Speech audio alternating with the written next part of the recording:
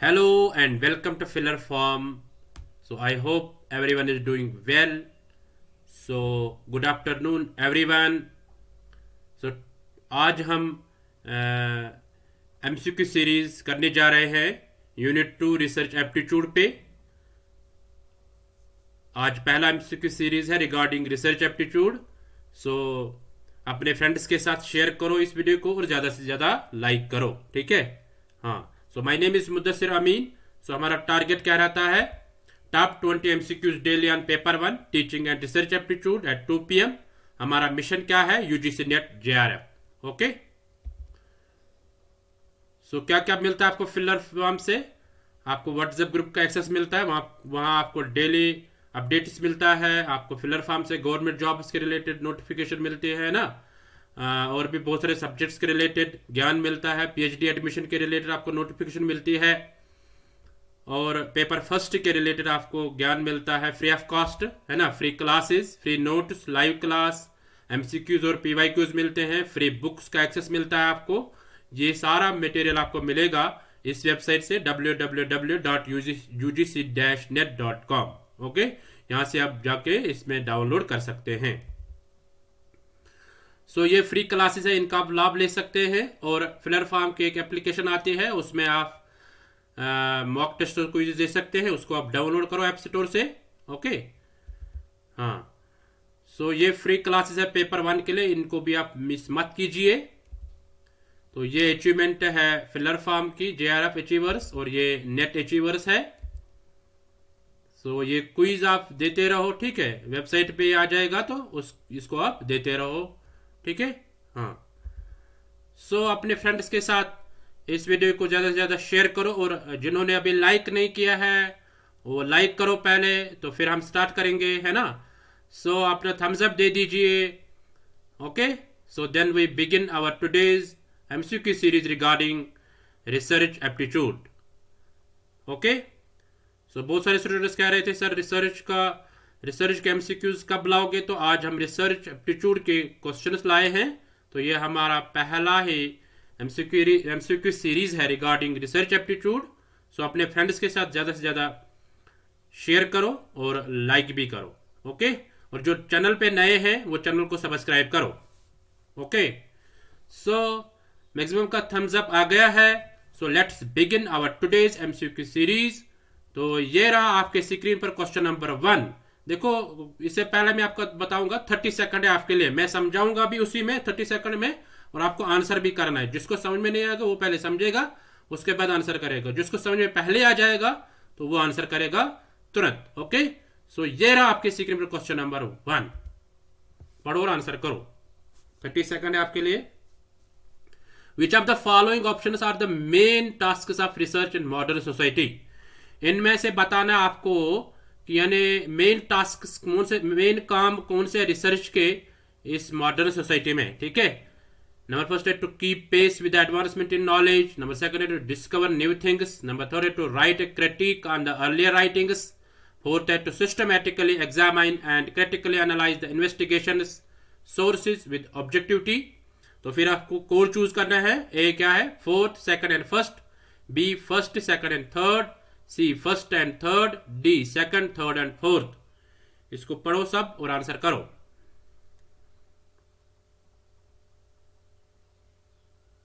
चलो, मैक्सिमम का आंसर आ गया है ना? ऐसे सब आंसर करो। वेरी गुड, और वीडियो को लाइक करो। बहुत अच्छा, बहुत इजी क्वेश्चन है, बट इसमें थोड़ा सा थिंकिंग की जरूरत है। चलो, बहुत टाइम हो गया है, देखते हैं इसका आंसर क्या होगा। ये रहा आपके स्क्रीन पर इसका आंसर। ए पार्ट है ना, fourth, second and first. Third नहीं आएगा, थर्ड को हमें एलिमिनेट करना है। यानी मेन काम क्या होता है रिसर्च में, ठीक है, इन मॉडर्न सोसाइटी, वो होता है कि यानी न्यू नॉलेज को डेवलप करना, है ना, न्यू थिंग्स को डिस्कवर करना। और क्या होता है कि यानी हमें इन्वेस्टिगेशंस करना है without any favouritism, without any biasness, है ना। हाँ, बट क्रिटिकली हम एवेलुएट नहीं करेंगे किसी को, ठीक है। क्रिटिक हम नहीं, हम यानी क्रिटिसिज्म नहीं लिखेंगे। रिसर्च में हम क्रिटिसिज्म नहीं लिखते हैं, ठीक है। हाँ, तो ये थर्ड पार्ट नहीं आएगा, बाकी सारे आएंगे, यानी फर्स्ट भी आएगा, सेकंड भी आएगा और फोर्थ भी आएगा इसका आंसर। ओके, हाँ, वेल डन। सो चलते हैं नेक्स्ट क्वेश्चन पे। ये रहा आपके स्क्रीन पर क्वेश्चन नंबर 2, इसको पढ़ो और आंसर करो। The first step of research is, first step research का क्या होता है? Selecting a problem, searching a problem, C finding a problem, D identifying a problem. Okay, so good afternoon everyone. चलो answer करो, सबको का आंसर आना चाहिए।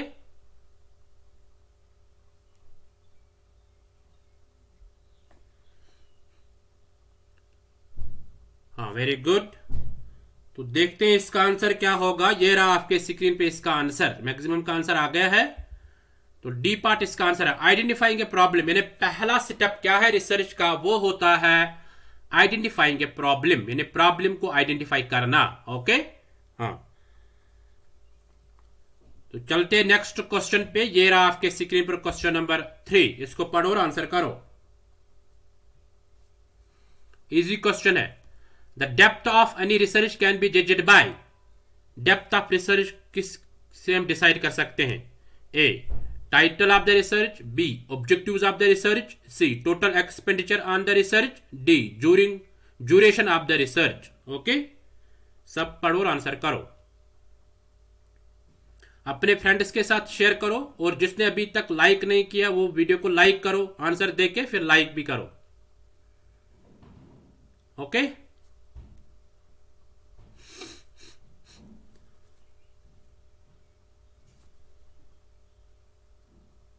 चलो देखते हैं इसका आंसर क्या होगा। ये रहा आपके स्क्रीन पे इसका answer, B part, objectives of the research, यानी जो हम ऑब्जेक्टिव्स बनाते हैं एक रिसर्च के, तो वो डेप्थ ऑफ रिसर्च दिखाता है। ठीक है, जो हम रिसर्च प्रॉब्लम होती है उसके डेप्थनेस कहां से पता चलता है, गहराई कहां से पता चलती है, ऑब्जेक्टिव्स जो हम बनाते हैं उसमें। ठीक है, हाँ, ओके। सो चलते हैं नेक्स्ट क्वेश्चन पे, बी रेडी। ये रहा आपके स्क्रीन पर क्वेश्चन नंबर 4, इसको पढ़ो और आंसर करो सब। What do you consider as the main aim of interdisciplinary research? Interdisciplinary research का मेन एम क्या होता है, मेन मकसद क्या होता है? A, to bring out holistic approach to research, B, to reduce the emphasis of single subject in research domain, to over simplify the problem of research, D, to create a new trend in research methodology. Important question है, interdisciplinary research का बताना है। ठीक है, जैसे 2-3 मिले हुए होंगे, इंटरडिसिप्लिनरी। ठीक है, हाँ, वेरी गुड, सबको आंसर आना चाहिए। बहुत अच्छा, तुरंत आंसर आ रहा है, तुक्का नहीं चलेगा, है ना?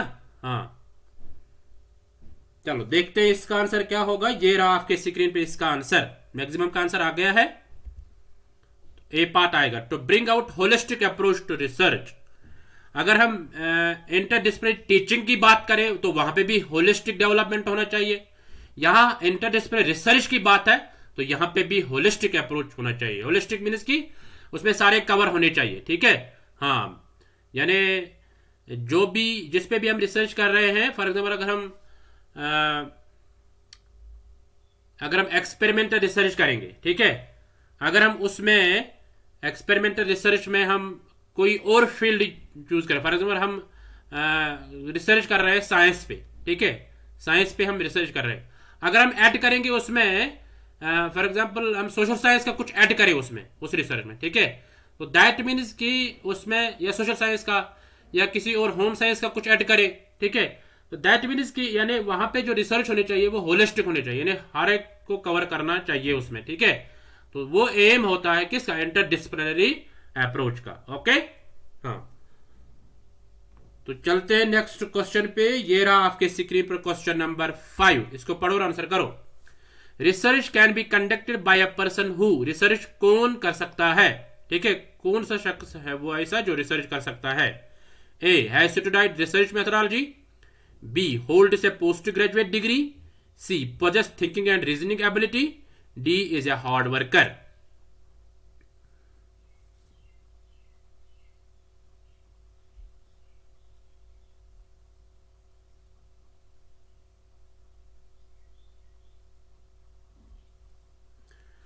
चलो बहुत अच्छा, आंसर करो सबको का आंसर आना चाहिए।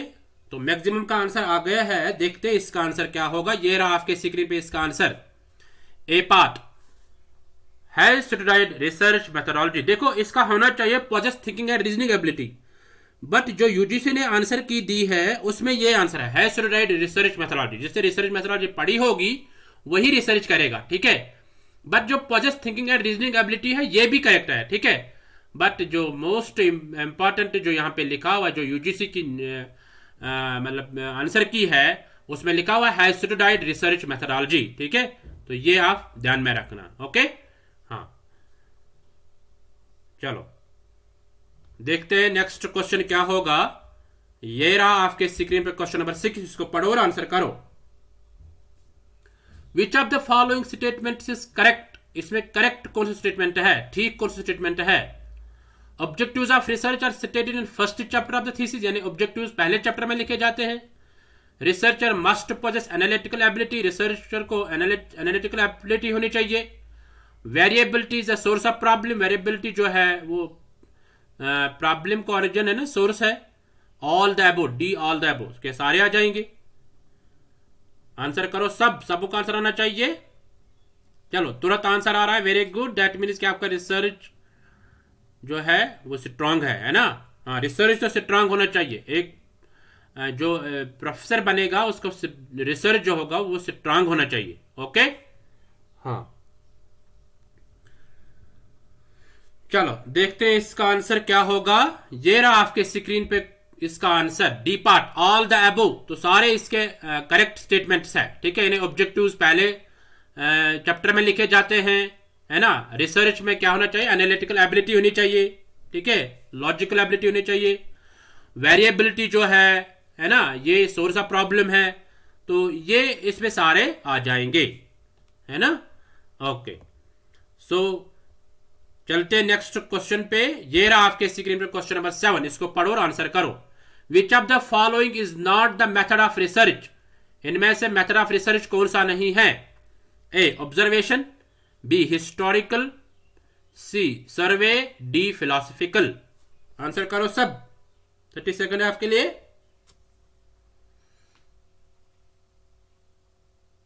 तुरंत आंसर आ रहा है, वेरी गुड, ऐसे आंसर करो।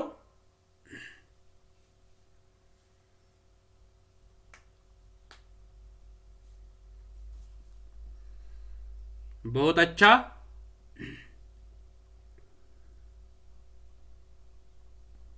चलो देखते हैं इसका आंसर क्या होगा। ये रहा आपके स्क्रीन पे इसका आंसर। ए पार्ट ऑब्जर्वेशन, है ना। ऑब्जर्वेशन जो है ये मतलब एक टूल है, इसे हम मतलब डेटा कलेक्ट करते हैं। बट जो बाकी है हिस्टोरिकल ये मेथड है ना। सर्वे जो है फिलोसफिकल मेथड है ना, ये सारे मेथड है। But observation method of research नहीं है, ठीक है।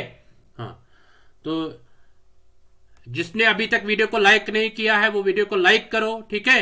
और अपने फ्रेंड्स के साथ ज्यादा से ज्यादा शेयर करो। चलते हैं नेक्स्ट क्वेश्चन पे। ये रहा आपके स्क्रीन पे क्वेश्चन नंबर, हाँ पहले हम ऑब्जर्वेशन को देखते हैं। ऑब्जर्वेशन क्या होता है कि ये सिस्टमेटिक डेटा कलेक्शन अप्रोच है, ठीक है, जो रिसर्चर्स यूज करते हैं टू एग्जामाइन द पीपल, है ना, लोगों को एग्जामाइन करने के लिए। या क्लासरूम में हम अगर हमें ऑब्जर्वेशन करनी होगी, क्लासरूम से हमें डेटा लेना होगा तो हम क्या करते हैं, ऑब्जर्व करते हैं वहां पर भी, है ना। हाँ यानी in a systematic way, in an organised way. Observation जो होती है इसमें क्या करते हैं हम, इसमें एंगेज करते हैं हम, यानी डिफरेंट पीपल को हम एंगेज करते हैं, है ना। तो उस सोशल सिचुएशन में हम डेटा कलेक्ट करते हैं, ठीक है। तो दैट मीन्स कि ऑब्जर्वेशन क्या है, ये डेटा कलेक्शन अप्रोच है, okay. So I hope next time आपको गलत नहीं होगा। जिसका गलत हो गया है नेक्स्ट टाइम उसका क्वेश्चन गलत नहीं होगा, ठीक है। हाँ तो चलते हैं नेक्स्ट क्वेश्चन पे। ये रहा आपके स्क्रीन पे क्वेश्चन नंबर 8, इसको पढ़ो और आंसर करो सब। Research can be classified as, research को किस किस में क्लासिफाई किया जाता है ना, किस किस में क्लासिफाई किया जाता है। वेरी गुड, तुरंत आंसर आना चाहिए। A basic applied and action research, B quantitative qualitative research, C philosophical historical survey and experimental research, D all the above. Very good, चलो आंसर करो सब। देखते हैं इसका आंसर क्या होगा। ये रहा आपके स्क्रीन पे इसका आंसर। मैक्सिमम टाइम हो गया है इस क्वेश्चन के, इजी है। ये रहा आपके स्क्रीन पे इसका आंसर, डी पार्ट है ना। जिन्होंने डी दे दिया है कंग्रेट्स, और जिनका गलत हो गया है नेक्स्ट टाइम ट्राई कीजिए, ठीक है। हाँ, और इसमें इस क्वेश्चन को याद रखो करो, ठीक है। हाँ, तो सारे इसके क्लासिफिकेशन है ना। बेसिक, अप्लाइड, एक्शन रिसर्च ये भी है, क्वालिटेटिव एंड क्वांटिटेटिव ये भी अप्रोच है ना, फिलोसफिकल ये भी मेथड्स है ना। दैट मीन्स कि ये सारे क्लासिफिकेशन है इसके, ऑल द अबव हैं, ओके। हाँ, तो चलते हैं नेक्स्ट क्वेश्चन पे। ये रहा आपके स्क्रीन पे क्वेश्चन नंबर 9, इसको पढ़ो और आंसर करो। Research problem is feasible only when, यानी रिसर्च प्रॉब्लम कब फिजिबल होती है, ठीक है। It has utility and relevance, it is researchable, it is new and add something to knowledge, all the above. Answer करो सब, वेरी गुड।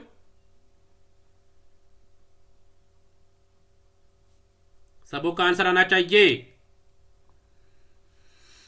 हाँ, बहुत अच्छा। चलो देखते हैं क्या होगा इसका आंसर। ये रहा आपके स्क्रीन पे इसका answer, D part, all the above. यानी रिसर्च प्रॉब्लम तब फिजिबल होती है जब ये सब होंगे, यानी एक तो उसकी सोशल रिलेवेंस होनी चाहिए, सोसाइटी के साथ मिली हुई होगी, है ना।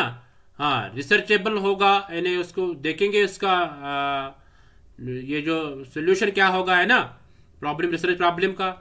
तो वो न्यू होनी चाहिए, नॉवेल्टी होनी चाहिए उसमें, है ना।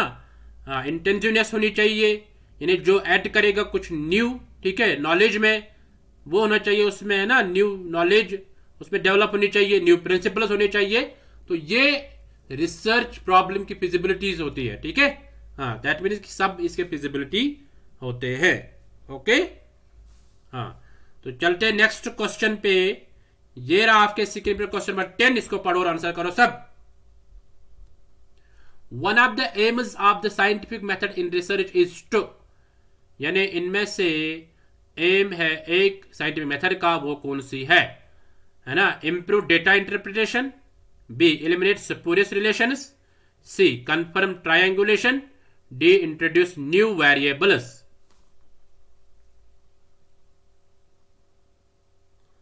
वेरी गुड, सबको आंसर आना चाहिए।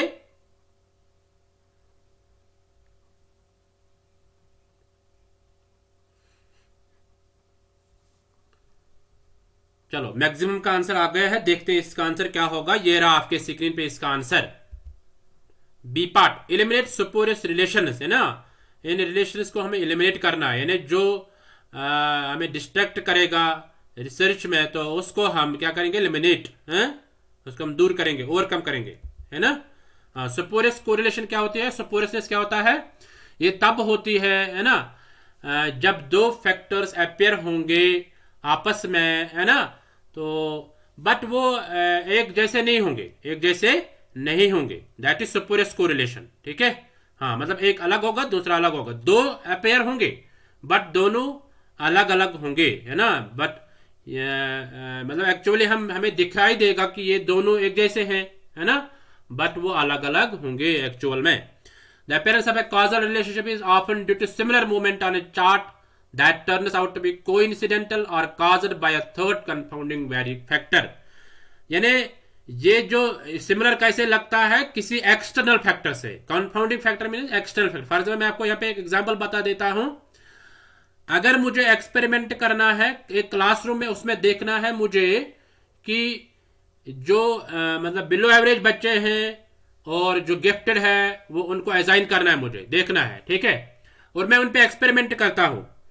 अब जो घर वाले हैं उन्होंने क्या किया है, जो बिलो एवरेज है उन पे उन्होंने मतलब वो सब जा रहे हैं कोचिंग करने के लिए, और जब वो स्कूल में आते हैं वो अच्छा रिजल्ट दिखाते हैं, और जो गिफ्ट ऑलरेडी वो रिजल्ट उनका अच्छा था। मगर मुझे क्या करना था, मुझे जो देखना था कि इसमें अब बिलो एवरेज कौन है और गिफ्टेड कौन है ना।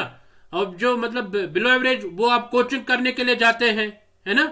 तो मगर अब वो कोचिंग करने से क्या होगा उनको, कि उनका जो एकेडमिक परफॉर्मेंस होगा वो ऐसे ही होगा जैसे कौन होंगे, गिफ्टेड होंगे, ठीक है। हाँ, तो दैट मीन्स कि अब वो सेम लगते हैं, गिफ्टेड भी और बिलो एवरेज भी सेम लगते हैं। किसकी वजह से, तीसरे मतलब वेरिएबल की वजह से, तीसरा कंफाउंडिंग वेरिएबल जो एक्सटर्नल फैक्टर है उनका, ठीक है। That is spurious relation, that is spurious correlation. यानी हमें साइंटिफिक मेथड में या रिसर्च में इसको ओवरकम करना है हर वक्त, ठीक है। हाँ, ये याद रखना आप, ठीक है। हाँ, ये है सुपोरियस कोरिलेशन या सुपोरियस रिलेशन, ठीक है। हाँ, तो इसमें सुपोरियस कोरिलेशन में हम दो का देखते हैं, कॉज एंड इफेक्ट, बट इसमें कोई और वेरिएबल जो होता है वो इसमें क्या करता है, डिस्ट्रैक्ट करता है, ठीक है। हाँ, तो यहाँ पे और एक एग्जांपल है, the number of astronauts dying in spacecraft is directly correlated to seat belt use in cars. यानी हम कहते हैं कि यानी जो एस्ट्रोनॉट्स मतलब जिनकी डेथ होती है स्पेसक्राफ्ट में, वो रिलेट किसके साथ होती है, seat belt use in cars. यानी अगर हम कार में अच्छे से यूज करेंगे सीट बेल्ट तो हम मतलब क्या होंगे, हम ठीक रहेंगे, ठीक है। हाँ, और इसी तरह आप क्या होता है यहाँ पे कि यानी जो सीट बेल्ट है वो रिलेट है कि एस्ट्रोनॉट की लाइफ को बचाना, एस्ट्रोनॉट की लाइफ को बचाना, दैट मीन्स कि सीट बेल्ट से हम सेफ रहेंगे, ठीक है। हाँ, ओके, तो चलते हैं नेक्स्ट। आई होप आपको समझ में आ गया होगा। चलते हैं नेक्स्ट क्वेश्चन पे। ये रहा आपके स्क्रीन पर क्वेश्चन नंबर 11, इसको पढ़ो और आंसर करो। Fundamental research reflects the ability to, fundamental research क्या दिखाता है, ठीक है। हाँ, synthesize new ideals, expound new principles, C, evaluate the existing material concerning research, D, study the existing literature regarding various topics, okay। तो इसको पढ़ो सब और आंसर करो। वेरी गुड, सबको का आंसर आना चाहिए। चलो, तुरंत आंसर आ रहा है, एक्सलेंट।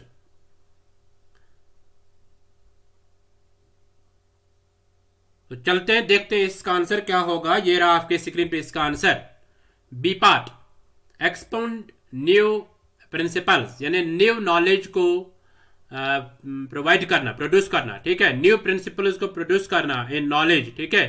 जो नई थ्योरी होगी, that is the ability that reflects from fundamental research, ठीक है, जिसको बेसिक रिसर्च या प्योर रिसर्च भी कहते हैं, ठीक है।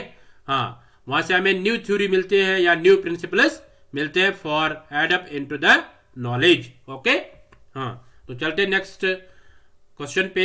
ये रहा आपके सीक्रेट में क्वेश्चन नंबर 12, इसको पढ़ो और आंसर करो सब। मैं भी पढ़ता हूं। The study in which the investigators attempt to trace an effect is known as, यानी वो स्टडी, वो रिसर्च प्रॉब्लम जिसमें हम इफेक्ट देखते हैं, ठीक है। हाँ, तो उसको क्या कहते हैं, उस वक्त कौन से हम रिसर्च कहेंगे उसको, सर्वे research, x post factor research, historical research या समेटिव रिसर्च, ओके। हाँ, वेरी गुड, सबको आंसर आना चाहिए, बहुत अच्छा।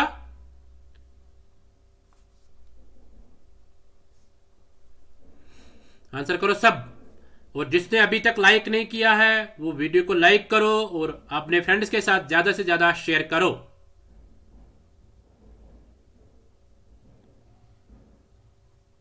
चलो देखते हैं इसका आंसर क्या होगा। ये रहा आपके स्क्रीन पे इसका answer, B part, ex post factor research, यानी जब हम क्या देखते हैं, इफेक्ट देखते हैं, है ना, किसी इन्वेस्टिगेशन में, किसी रिसर्च प्रॉब्लम में, तब हम क्या बोलते हैं उसको, ex post factor research, okay.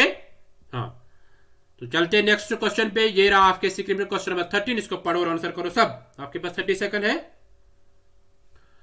Bibliography given in a research report, जब रिसर्च हम बनाते हैं, थीसिस बनाते हैं, तब हम लास्ट पे उसमें बिब्लियोग्राफी देते हैं, ठीक है, या हम रेफरेंस कहते हैं। तो वो क्या दिखाता है, shows vast knowledge of the research, B helps those interested in further research, C has no relevance to research, D all the above. इसको पढ़ो और आंसर करो सब।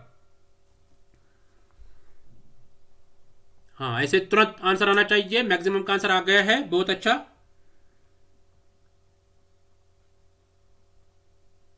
चलो देखते हैं इसका आंसर क्या होगा। ये रहा आपके स्क्रीन पे इसका answer, B part, helps those interested in further research, यानी बिब्लियोग्राफी हेल्प करता है तब जो नेक्स्ट रिसर्च करेंगे, है ना, उसी पे रिसर्च करेंगे, है ना।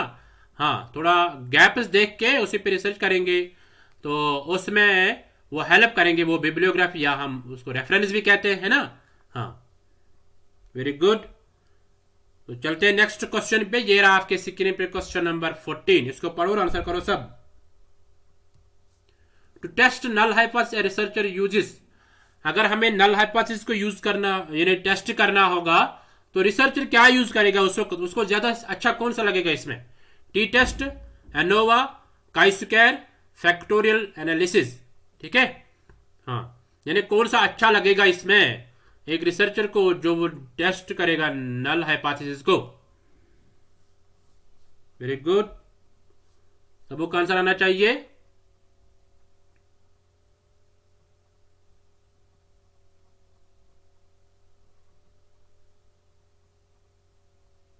चलो देखते हैं इसका आंसर क्या होगा। ये रहा आपके स्क्रीन पे इसका आंसर, मैक्सिमम का आंसर आ गया है। वेरी गुड, चलो इसका आएगा बी, एनोवा, ठीक है, एनालिसिस ऑफ वेरिएंस है। जब टेस्ट हमें नल हाइपोथेसिस को करना होगा तो अब वो हम मोस्टली हम यूज करेंगे एनोवा, ठीक है। हाँ, ये याद रखना, टी टेस्ट भी हम यूज कर सकते हैं बट एनोवा हम मोस्ट अप्रोप्रिएटली यहाँ पे यूज करेंगे क्योंकि उसमें साफ दिखाएगा, उसमें इंटरेक्शन इफेक्ट होगा वो भी दिखाएगा, है ना। उसमें रिलेशनशिप दोनों का होगा, दो वेरिएबल्स के बीच में रिलेशनशिप होगा वो भी दिखाएगा, है। तो दैट मीन्स कि नल हाइपोथेसिस को जब हमें टेस्ट करना होगा हम एनोवा यूज करेंगे। ओके, तो काई स्क्वायर हम यूज करते हैं नॉन पैरामीटर टेस्ट के साथ, है ना। हाँ, जब नॉन पैरामीटर या नॉन प्रोबेबिलिटी का टेक्निक हम यूज करेंगे तब हम काई स्क्वायर यूज कर सकते हैं, ठीक है। ओके, तो चलते हैं नेक्स्ट क्वेश्चन पे। ये रहा आपके स्क्रीन पे क्वेश्चन नंबर 15, इसको पढ़ो और आंसर करो सब। Generaliser conclusion on the basis of a sample is technically known as, यानी जो हम सैंपल लेते हैं, सैंपल लेने के बाद हम कुछ डेटा कलेक्ट करने के बाद हम एनालिसिस और इंटरप्रिटेशन करते हैं ना। हाँ, उसके बाद हम किसी कंक्लूजन पे पहुंचते हैं तो उसको क्या कहते हैं? हाँ, उसको डेटा एनालिसिस एंड इंटरप्रिटेशन कहते हैं, पैरामीटर इन्फ्रेंस कहते हैं, स्टैटिस्टिकल इन्फ्रेंस कहते हैं, ऑल ऑफ द अबव। बोलो सब।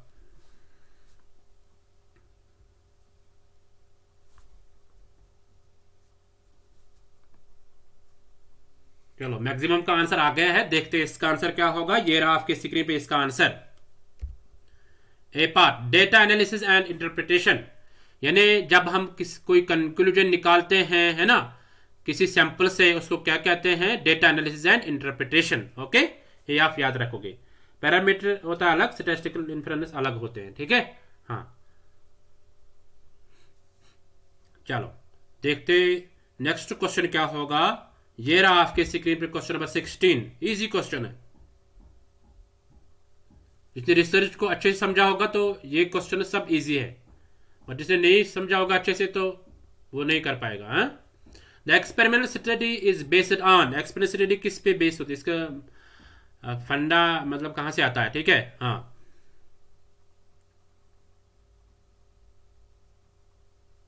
एक्सपेरिमेंटल स्टडी के फंडामेंटल क्या होता है, ठीक है, बेस क्या होती है? The manipulation of variables, B conceptual parameters, C replication of research, D survey of literature. सब आंसर करो, सबको आंसर आना चाहिए। वेरी गुड, ऐसे आंसर करो तुरंत। आप तो टैलेंटेड बच्चे हैं, है ना।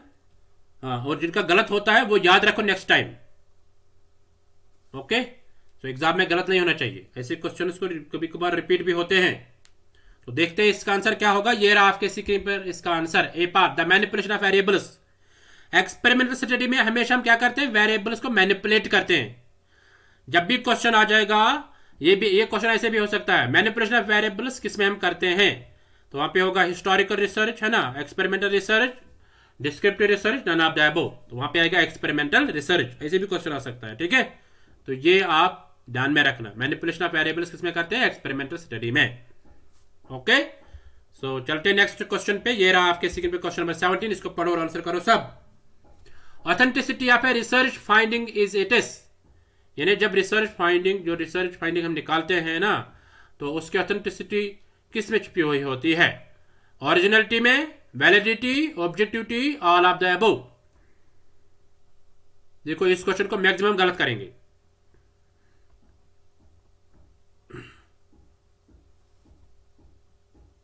इंपॉर्टेंट क्वेश्चन है,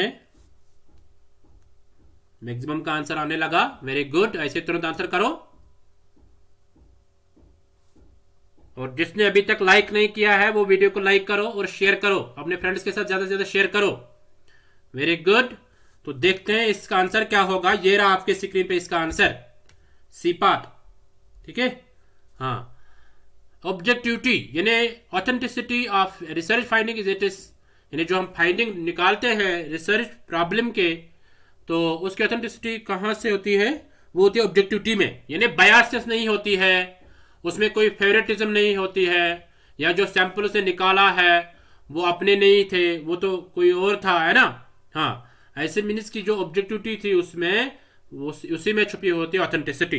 देखो ओरिजिनलिटी होती है, वैलिडिटी ये भी होती है, बट ऑब्जेक्टिविटी इसमें होता है इसमें रिसर्च फाइंडिंग जो निकालते हैं हमें, जो हम रिजल्ट देखते हैं, है ना, तो वो उसकी ऑथेंटिसिटी हम देखते हैं ऑब्जेक्टिविटी पे, कि इसने अपने से टूल को नहीं किया है, जैसे डेटा कलेक्ट किया वो खुद ही नहीं किया, या उसने अपने ही कहीं पे जो सैंपल ले लिया है ना, तो वो अपने नहीं थे इसको, है ना।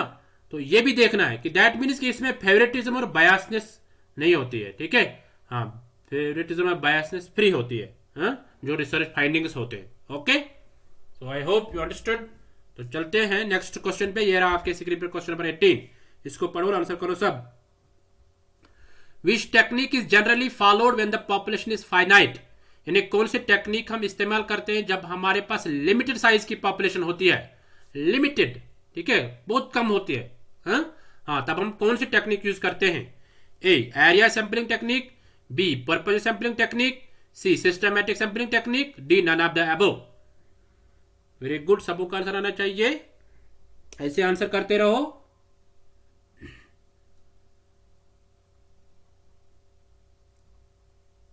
वेरी गुड, वीडियो को लाइक करो और शेयर करो अपने फ्रेंड्स के साथ। चलो देखते हैं इसका आंसर क्या होगा। ये रहा आपके स्क्रीन पे इसका answer, C part, systematic sampling technique. यानी जब हम एक पॉपुलेशन बहुत कम होगी, लिमिटेड होगी, फाइनाइट होगी, ठीक है, हाँ, यानी बहुत कम होगी, तो उस वक्त हम कौन सी सैंपलिंग टेक्निक यूज करेंगे? सिस्टमैटिक सैंपलिंग टेक्निक हम यूज करेंगे। ओके, हाँ। तो चलते हैं नेक्स्ट क्वेश्चन पे। ये रहा आपके स्क्रीन पे क्वेश्चन नंबर 19। इसको पढ़ो और आंसर करो। Research problem is selected from the stand point of, research problem कैसे सिलेक्ट करेंगे? देखो, रिसर्चर्स इंटरेस्ट से, A, B, financial support, C, social relevance, D, availability of relevant literature. Answer करो सब। चलो, बहुत अच्छा, मैक्सिमम का आंसर आ गया है।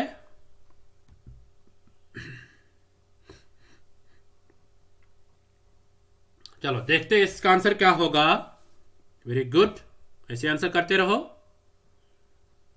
ये रहा आपके सी इसका आंसर, सी पार्ट, ठीक है, हाँ। दैट मीन्स कि सोशल रेलेवेंस, एक रिसर्च प्रॉब्लम का क्या होना चाहिए? एक सोशल रेलेवेंस होना चाहिए, यानी रिलेटेड टू सोसाइटी। हम रिसर्च क्यों करते हैं, है ना? To give something new to society, या to help the society in solving a problem. एक प्रॉब्लम को सॉल्व करने के लिए हम रिसर्च करते हैं, तभी हम बोलते हैं कि यानी जो रिसर्च प्रॉब्लम होगी उसको सोशल रेलेवेंस होना चाहिए, यानी वो सोसाइटी के रिलेटेड होना चाहिए, ठीक है, जिससे सोसाइटी को फायदा पहुंचे। ओके, हाँ, तभी तो इसका ये आएगा सी पार्ट। ओके, हाँ। तो चलते हैं नेक्स्ट क्वेश्चन पे। आज के लास्ट क्वेश्चन, जो आज का रिसर्च केमिस्ट्री सीरीज है, उसका लास्ट क्वेश्चन ये रहा आपके स्क्रीन पर। बहुत इजी है। Which one is called non probability sampling? Non probability sampling इनमें से किसको कहते हैं? अगर आपने टाइप्स ऑफ सैंपलिंग पढ़े हैं तब आपको अच्छे से समझ में आ जाएगा ये। A, cluster sampling, B, quota sampling, C, systematic sampling, D, stratified random sampling. चलो वेट करते हैं, आंसर दे दो सब। बहुत अच्छा, तुरंत आंसर आ रहा है। देखो, ये क्वेश्चन पूछा जाता है अक्सर, बट ऑप्शंस इधर उधर के होते हैं थोड़े से, ठीक है, हाँ।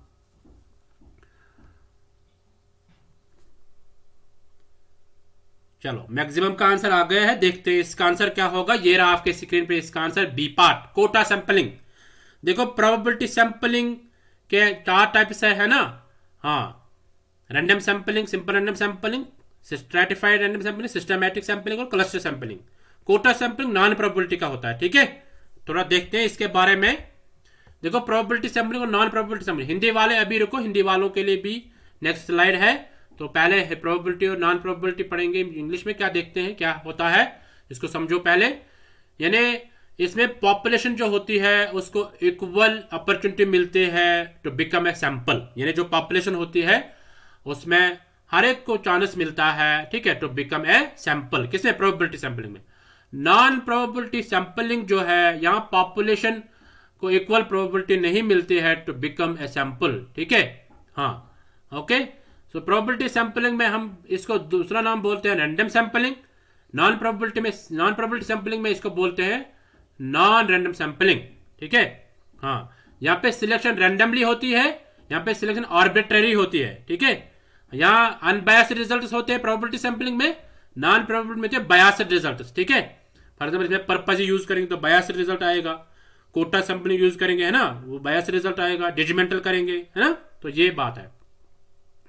तो प्रोबेबिलिटी सैंपलिंग इसमें ऑब्जेक्टिव मेथड होते हैं, इसमें सब्जेक्टिव मेथड होता है, ठीक है। इसमें इन्फ्रेंस स्टैटिस्टिकल, इसमें स्टैटिस्टिक यूज होता है, स्टैटिस्टिक्स मेथड्स यूज होते हैं, इसमें एनालिटिकल यूज होते हैं। यानी ये क्वालिटेटिव नॉन प्रोबेबिलिटी सैंपलिंग मतलब ऑफन अक्सर होती है क्वालिटेटिव, प्रोबेबिलिटी सैंपलिंग जहाँ पे होती है वहाँ पे वो क्वांटिटेटिव होती है, ठीक है। हाँ, जरूरी नहीं है प्रोबेबिलिटी सैंपलिंग कभी क्वालिटेटिव भी बन सकती है, ठीक है। हाँ, बट मैक्सिमम टाइम पे प्रोबेबिलिटी सैंपलिंग यहाँ पे यूज करते हैं, वो हम अक्सर यूज करते हैं किसमें? क्वांटिटेटिव रिसर्च में। तो हाइपोथेसिस इसमें टेस्ट किया जाता है, प्रोबेबिलिटी सैंपलिंग में हाइपोथेसिस को टेस्ट किया जाता है, नॉन प्रोबेबिलिटी में हाइपोथेसिस बनाई जाती है। यहाँ पे हाइपोथेसिस क्या जनरेट की जाती है, यानी लास्ट पे जब रिसर्च हम करते हैं, रिसर्च करने के बाद हम क्या बनाते हैं? हाइपोथेसिस, यानी जनरेट करते हैं इसमें हाइपोथेसिस, ठीक है। प्रोबेबिलिटी सैंपलिंग के टाइप्स क्या है? Simple random sampling, systematic sampling, stratified sampling, cluster sampling, ये 4। इस तरह नॉन प्रोबेबिलिटी में क्या क्या है? जजमेंटल सैंपलिंग, जिन्हें पर्पज सैंपलिंग जिसको कहते हैं, convenience sampling, quota sampling, snowball sampling और पैनल सैंपलिंग, ठीक है। तो ये थे प्रोबेबिलिटी सैंपलिंग और नॉन प्रोबेबिलिटी सैंपलिंग। इसका स्क्रीनशॉट ले सकते हैं आप। चलो अब हिंदी वाले भी देखो, इसको पढ़ो थोड़ा सा, और है ना। हाँ, चलो थोड़ा सा रुकते हैं, ये स्क्रीनशॉट ले लो हिंदी वाले, इंपॉर्टेंट क्वेश्चन है ये, ठीक है। Probability sampling, non probability sampling, यानी ये की पॉइंट याद रखो आप। चलो, सो आई होप आपने स्क्रीनशॉट लिया होगा। Okay, thank you. तो और 2 टाइप्स है इसके, मल्टी स्टेज सैंपलिंग और मल्टीफेज सैंपलिंग, ठीक है। हाँ, ये दोनों, ये भी अलग है, बट ये न प्रोबेबिलिटी में आते हैं न नॉन प्रोबेबिलिटी में आते हैं, ठीक है। मल्टी स्टेज सैंपलिंग किसको कहते हैं? जिन्हें जब हम कलेक्ट करेंगे sample stage by stage. For example अगर हमें स्टूडेंट्स पे करना होगा तो हम यूज करेंगे पहले रैंडम सैंपलिंग, उसके बाद टीचर्स पे करना होगा हम करेंगे यूज स्ट्रैटिफाइड या सिस्टमैटिक यूज करेंगे। यानी जब हम स्टेज में यूज करेंगे डिफरेंट टेक्निक, सैंपलिंग टेक्निक्स, तो उसको कहते हैं मल्टी स्टेज सैंपलिंग। इस तरह मल्टीफेज सैंपलिंग क्या होती है? जब हम फेज वाइज करेंगे, ठीक है। फॉर एग्जांपल पहले बार मैंने किया है सैंपल कलेक्ट, अब उसके बाद मैं दोबारा जाता हूं कलेक्ट करने के लिए। फॉर एग्जांपल मैंने कलेक्ट किया 100 का, उसके बाद दोबारा मैं जाता हूं, मैं दूसरे 100 का करता हूं, ठीक है। फेज वाइज में जाता हूं, या मैंने टीचर्स का ले लिया है उसके बाद मैं स्टूडेंट्स का लेता हूं, फेज वाइज, ठीक है। तो इसको मल्टीफेज भी कहते हैं। और मल्टी स्टेज में हम डिफरेंट टेक्निक्स अलग अलग यूज करते हैं। फॉर एग्जाम्पल मैंने पहले simple random sampling technique use की, उसके बाद मैंने यूज की सिस्टमैटिक, ठीक है। हाँ, तो कोटा भी यूज कर सकता हूं इसमें, ठीक है। तो that is multi stage sampling. तो मल्टीफेज में फेज वाइज में मतलब जाते हैं, ठीक है, ये सैंपल कलेक्ट करने के लिए। ओके, सो आई होप आपको समझ में आ गया होगा। तो ये था आपका क्विज, जो एमसीक्यूज थे, है ना। हाँ, तो ये आप देखो इसका आंसर क्या था, है ना, करेक्ट आंसर। तो पहला क्वेश्चन था what is the basis of our listening effectively in the classroom students, क्योंकि मैंने ये करवाया है ये क्वेश्चन, एमसीक्यू सीरीज आप देख लेना, मैंने ये करवाया है। इसका करेक्ट आंसर होगा एम्पेरिकल लर्निंग, ठीक है। इस तरह what is the message considered to be transmitted, ठीक है, तो इसका ये भी करवाया है मैंने, सोशल प्रोडक्ट, है ना, सोशल प्रोडक्ट आएगा इसका। इस तरह semantic noise can be limited in classroom communication avoiding the use of किस, देखो ये कम्युनिकेशन के थोड़ा सा ये क्वेश्चन है, ठीक है। हाँ, तो यानी इसमें क्या करते हैं, इसमें क्लिच टर्मिनोलॉजी यूज हुई है। मतलब जब हम क्लासरूम में इन्हें लैंग्वेज का इफेक्ट देखते हैं, ठीक है, लैंग्वेज की नॉइज होते हैं, हाँ, तो वो क्लासरूम में लिमिटेड होनी चाहिए। Semantic noise can be limited in classroom communication, ठीक है, ताकि वो जो डिस्ट्रैक्शंस होती हैं, अवॉइडिंग द यूज ऑफ किस, दैट मीन्स कि डिस्ट्रैक्शन नहीं आना चाहिए। अवॉइडिंग द यूज ऑफ किस मीन्स डिस्ट्रैक्शन नहीं होनी चाहिए, ठीक है। तो ये यहाँ पे यूज हुआ है क्लिच टर्मिनोलॉजी, ठीक है, हाँ। सो आई होप यू अंडरस्टूड। आपको अब समझ में आ गया होगा कि आंसर क्या होना चाहिए, है ना, हाँ। तो ये थे कुछ और questions. Below are given two statements in the form of assertion A and reason R, है ना, हास and joke with speech build सिकल स्मूथ क्लासरूम कम्युनिकेशन। इसका रीजन था rhetorical intervention do not make classroom communication and objective difference. अब देखना था क्या आएगा इसका। देखो इस पे आर जो है वो फॉल्स है ना। जो हास एंड जोक होता है वो हमारे क्लासरूम को बिल्ड करता है, क्लासरूम कम्युनिकेशन को अच्छा बनाता है ना, स्मूथ बनाता है। हाँ, कभी कभार टीचिंग लर्निंग में कभी कभार कोई जोक बोलता है, टीचर जोक बोलता है, यानी सब एक्टिव रहते हैं उससे, है ना, हाँ। तो रिटोरिकल इंटरवेंशन जो होता है डू नॉट मेक, यानी रिटोरिकल इंटरवेंशन जो वो नहीं बनाता है क्लासरूम को, क्लासरूम कम्युनिकेशन को ऑब्जेक्ट यानी बायस यानी फेवरेटिज्म नहीं बनाता है, ठीक है, नहीं बना लेता है। दैट मीन्स कि आर जो है यहाँ पे फॉल्स है और ट्रू, ये ट्रू कौन है, ए, असर्शन ट्रू है। इस तरह identify the non technical term used to describe the an organic language from the following. इनमें देखना है यानी नॉन टेक्निकल टर्म जो यूज हुई है जो लैंग्वेज को एक्सप्रेस करता है वो कौन सा है, हाँ, प्रॉक्सिमिटी डिटेक्शन, ठीक है। प्रॉक्सिमिटी डिटेक्शन मीन्स कि ये किसी डायरेक्ट टारगेट करता है डायरेक्टली किसी को, ठीक है, किसी ऑब्जेक्ट को डायरेक्टली टारगेट करता है, दैट इज प्रॉक्सिमिटी डिटेक्शन। देखो टाइम इंडिकेटर ट्रांसमिशन ये नहीं होता है, जेस्चर डिटेक्शन, टच कम्युनिकेशन ये नहीं होता है। तो ये identify the non technical term, ठीक है, नॉन टेक्निकल टर्म जो यूज हुई है वो कौन से होता है, प्रॉक्सिमिटी डिटेक्शन, ठीक है, यानी किसी ऑब्जेक्ट को ये डिटेक्ट करता है, हाँ, in language, okay. So I hope you understood. So ये थे कुछ और क्वेश्चंस, है ना, हाँ, जो PYQs थे उसमें था कि the paradigm of research which focuses on the development of professional expertise of the research practitioner is called, उसको कहते हैं एक्शन रिसर्च। यानी किसमें हम क्या करते हैं, वो कौन सी रिसर्च है जिसमें हम प्रोफेशनलिज्म के रिसर्च करते हैं, प्रोफेशनलिज्म को बिल्ड करते हैं, ठीक है, हाँ, वो होती है एक्शन रिसर्च। फॉर एग्जाम्पल अगर टीचर जो होता है, टीचर में कोई प्रॉब्लम होती है पढ़ाने में तो उस पर हम एक्शन रिसर्च करते हैं, या मैनेजमेंट में कोई प्रॉब्लम होती है कि कहाँ पे लूप होल है, कहाँ पे ठीक नहीं हो रहा है, तो उस पर भी हम एक्शन रिसर्च करते हैं, ठीक है। इसी तरह यहाँ पे next question, in order to promote direct learning which one of the following methods would be best suited.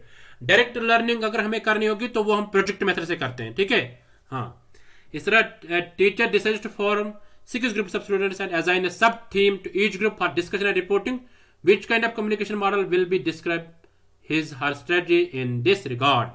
ठीक है, अगर हम 6 ग्रुप्स बना लेंगे फिर उनको सब थीम दे देंगे ग्रुप वाइज, ठीक है, डिस्कशन करने के लिए, तो उसमें कौन से होते हैं, ट्रांजैक्शनल मॉडल, ठीक है।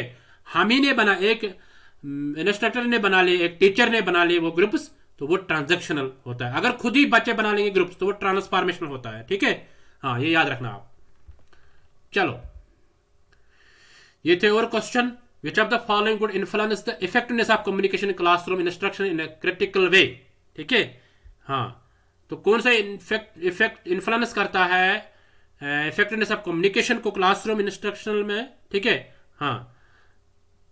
तो इसमें आता है teaching style preferred by the teacher. Teacher जो टीचिंग स्टाइल यूज करता है जब वो पढ़ाता है कुछ, है ना, हाँ, वो इन्फ्लुएंस करता है। फॉर एग्जांपल अगर मैं यूज करूंगा डिस्कशन मेथड, वो इन्फ्लुएंस करता है लर्निंग पे कि कितनी लर्निंग हुई है ना, कितना क्लासरूम अच्छा रहा, ठीक है, हाँ।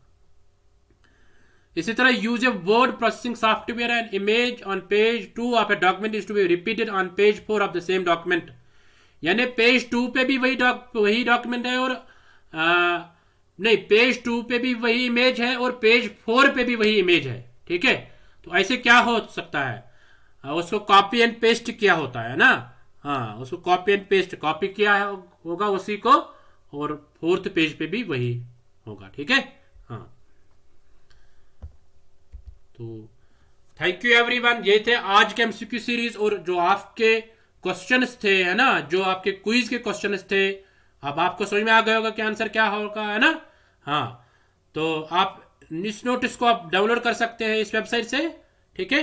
हाँ, तो फिलर फार्म की एक एप्लीकेशन आती है, उसको भी आप इंस्टॉल करो और वहां से भी आप क्विज़ेस और मॉक टेस्ट देख सकते हैं। So thank you everyone.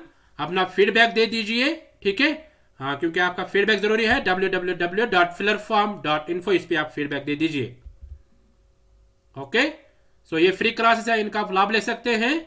Okay, हाँ, सो ये फ्री क्लास है फर्स्ट पेपर के लिए, इनको भी आप मिस मत कीजिए।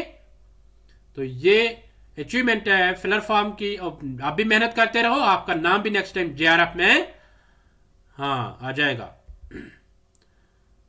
सो आपका कोई क्वेश्चन होगा, आपका कोई क्वेरी होगी, तो आप उसको कमेंट में लिखो। लाइव चैट खत्म होने के बाद आप कमेंट में उसको लिखो, ठीक है। हाँ, तो वहां पे उसको हम एड्रेस करेंगे।